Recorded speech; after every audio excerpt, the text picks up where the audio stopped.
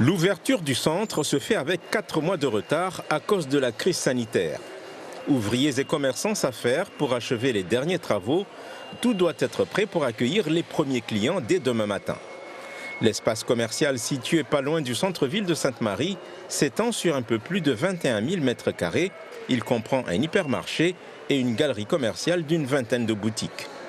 Un centre commercial de plus dans un secteur déjà bien fourni. Ses promoteurs mettent en avant la création d'emplois. On a à peu près sur site 260 emplois. Pour la partie Leclerc, on est à peu près 220. Donc on a évidemment favorisé l'emploi local. On a fait un très gros travail avec Pôle emploi Sainte-Marie et la mairie pour pouvoir favoriser l'emploi dans le bassin nord. Mais l'ouverture d'une nouvelle grande surface n'est pas une bonne nouvelle pour tout le monde. Selon le patron de la Chambre de commerce et d'industrie, cela se fait toujours au détriment des petits commerces de centre-ville. Il y a une étude de la Banque des territoires qui dit qu'un emploi créé dans la grande distribution, c'est 2 emplois détruits dans les centres-villes et dans les centres, donc dans les commerces des hauts, dans les commerces des bas. Donc ça ne retrace pas forcément une réalité.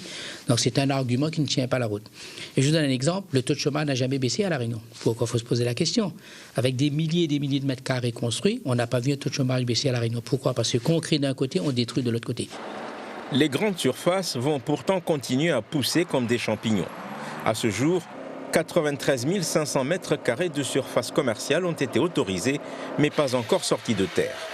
Un moratoire sur les constructions de grandes surfaces, demandé depuis plusieurs années par la CCI, est resté lettre morte à ce jour.